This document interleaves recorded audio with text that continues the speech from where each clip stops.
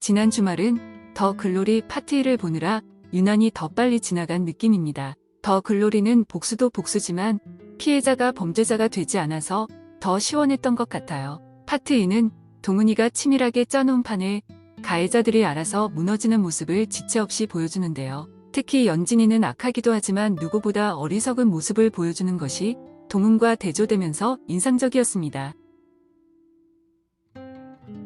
연진은 자신의 치부를 하도영한테 끝까지 감추고자 했었는데요. 그런데 막상 동은의 집에서 도영과 마주치자 부끄러워하거나 미안함을 내비치는 모습은 전혀 없었습니다. 오히려 자신의 말을 듣지 않고 동은의 집까지 방문한 도영에게 실망했다며 화를 내는 모습을 보여주는데 말 그대로 적반하장이었죠. 아마도 이때 도영은 사건의 진위 여부를 떠나서 연진 자체에 실망을 할 수밖에 없었을 겁니다. 또한 연진은 도영이 최혜정과 만난 것과 동은과의 사이를 따지기도 했는데요. 도영이 동은에 대한 마음을 고백하는 것을 듣고 엄연한 바람이라며 화를 내기까지 합니다. 이에 도영이 재중과 연진과의 관계를 언급하자 더 이상 말을 잇지 못하죠. 연진은 동은 때문이 아니라 스스로 계속 도영과 멀어진 듯합니다.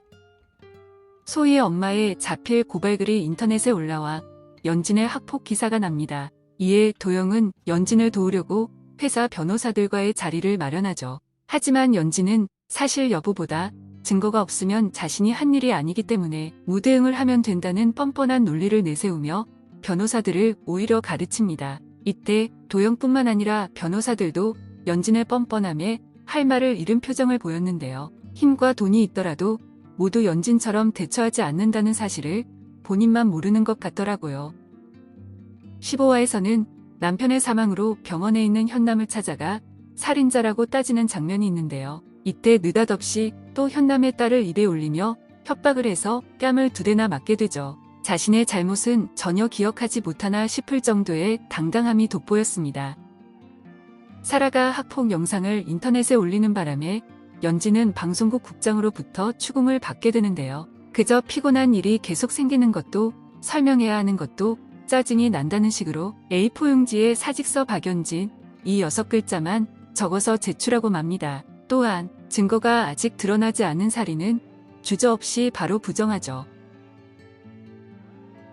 연진이 자신이 한 일이 들통나지만 않으면 된다고 생각하는 이유는 그것이 잘못인지를 정말 몰라서인 것 같아요. 따라서 연진에게 사과란 절대 있을 수 없는 일이죠. 연진에게는 자신의 인생을 조금이라도 구할 수 있는 기회가 2번 찾아오는데요. 먼저 동은이 학폭 증거 자료들을 보여주며 이제라도 피해자들에게 사과를 한다면 복수를 멈추겠다고 합니다. 동은이 연진에게 사과의 기회를 주는 것은 미끼가 아닌 진심이었는데요. 도영이 자신의 집을 방문할 때 신발을 벗고 들어오는 예의를 보여준 것에 대해 동은도 친절을 베풀고 싶었던 것 같아요. 하지만 연진은 이 기회를 망설임 없이 날려버립니다.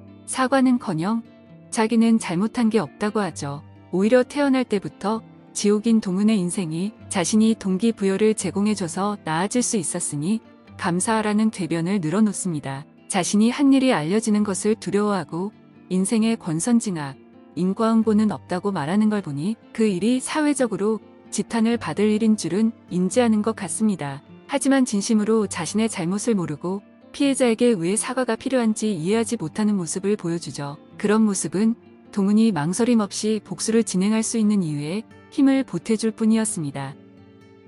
15화까지 진행되고 나서도 도영은 최소한 공식적으로는 연진 곁을 떠나지 않았는데요. 도영은 인터넷에 올라온 소희의 엄마의 글을 보고 충격을 받아서 동은을 만나 사실 여부와 함께 소희 집 주소를 묻습니다. 이때 동은은 사실 여부는 도영 마음에 달려있는 것이 아니냐고 말하며 집 주소만 건네주죠. 그리고 도영은 연진에게 소희 집 주소를 건넨 후 찾아가서 사죄하고 죗값을 받던지 아니면 결혼 생활을 끝내자고 이야기합니다. 그런데 이 와중에도 연진은 자신이 죽인 게 아니라 소희가 발을 헛디뎌서 떨어진 건데 왜 사과를 해야 하냐고 화를 내죠. 그러자 도영은 사실상 그 현장에 있었다는 연진의 고백을 듣게 되고 둘의 관계는 끝이 납니다.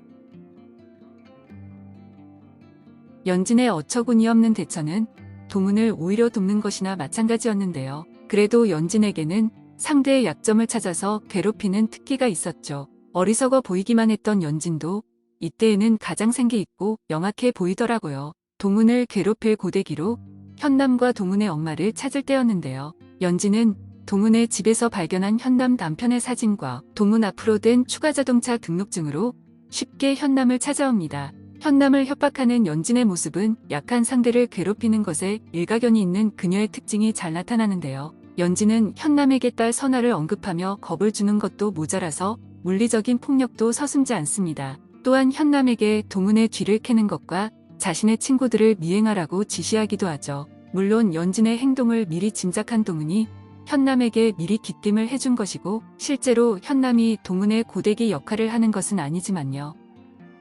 하지만 동훈을 괴롭힐 두 번째 고데기로 등장하는 동훈 엄마 정미희는 그 역할에 너무나도 충실했는데요. 정미희는 이번에도 돈 때문에 딸 인생을 망치는데 누구보다 적극적이었죠. 결국 정미희는 하프모들한테 촌지까지 요구하고 동훈이 학교를 그만두게 만듭니다. 동훈을 괴롭히는 모습이 너무 끔찍해서 배우가 연기를 좀 덜 잘했으면 좋았겠다는 생각이 들 정도였습니다. 또한 동훈이 엄마의 그런 악행에 분노하고 힘들어하는 모습을 보니 마음이 아팠습니다. 엄마라는 말이 도저히 어울리지 않는 정미희는 동훈이 불을 무서워한다는 걸 알고 불까지 내는데요. 정미희는 결국 자신의 악행으로 인해 정신병원에 입원하게 되죠. 결과적으로 동훈의 복수에 큰 차질이 생긴 것은 아니지만 연진의 편에 서서 자신을 지옥으로 몰고 가는 엄마의 모습을 봐야 하는 동훈은 그 어느 때보다 절망적으로 보였습니다.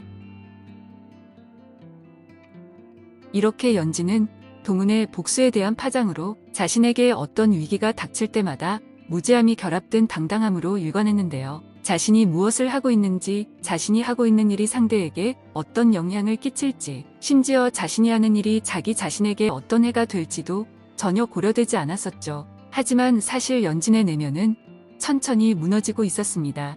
연진은 여정의 성형외과에 방문하여 마취 상태에서 손명호와의 일을 실토하고 마는데요. 너무 놀란 나머지 넋이 나간 채 병원을 빠져나와 집에 와서도 자신의 몸에 혹시 증거가 있는지 살피는 모습을 보이죠. 또한 서울 주병원 앞에서는 죽은 소희의 환영을 보기도 합니다. 그리고 엄마와 함께 다니던 점집에서는 소희로 빙의된 무당의 모습을 보고 기겁을 해서 달아나는데요. 이 굿은 동훈이 무당에게 사주에서 시작된 일이지만 중간에 진짜로 소희의 영혼이 무당에게 빙의되고 결국 무당은 벌전을 받고 죽고 맙니다. 이때 동훈도 놀라는데요. 소희가 지금까지 자신 곁에서 지켜주고 있었다는 것을 깨닫는 것 같습니다. 결정적으로 연진의 내면이 무너지는 계기는 예솔이와 엄마로부터 손절을 당할 때인데요. 예솔이는 엄마의 잘못을 알고 더 이상 엄마가 자랑스럽지 않다고 말을 합니다. 그리고 동훈에게 엄마가 자신이 소희를 죽인 범인이란 증거로 명찰을 건네주려고 했다는 것을 알고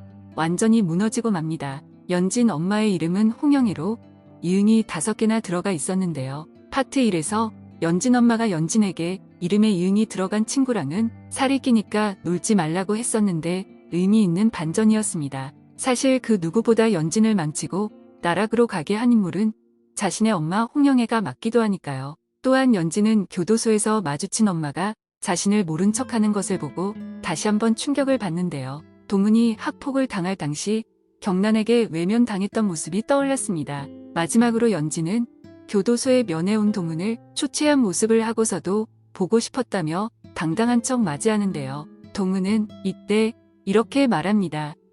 나는 우리의 끝이 내가 세상에 있든 없든 너의 세상이 온통 나였으면 좋겠어. 살아 숨쉬는 모든 순간 뼈가 아리게 억울해하면서 여기에 연진은 안 들킬 수 있었는데 억울하다면서 잠시 생각에 잠기더니 자신이 뭐가 억울하냐고 묻습니다. 하지만 동훈은 평생 넌 아무것도 모른 채 지옥에서 오래오래 살아주길 빈다고 하고 나오죠. 이로써 평생 연진의 세상은 동훈과 알 수 없는 그 무엇으로 채워져서 다시는 행복을 꿈꿀 수 없는 진짜 벌을 받게 되는 것 같아요. 오늘도 영상 끝까지 시청해 주셔서 감사합니다. 영상을 좋게 보셨다면 구독과 좋아요, 댓글 부탁드립니다. 다음번에 또 다른 영상으로 찾아뵐게요. 행복하세요.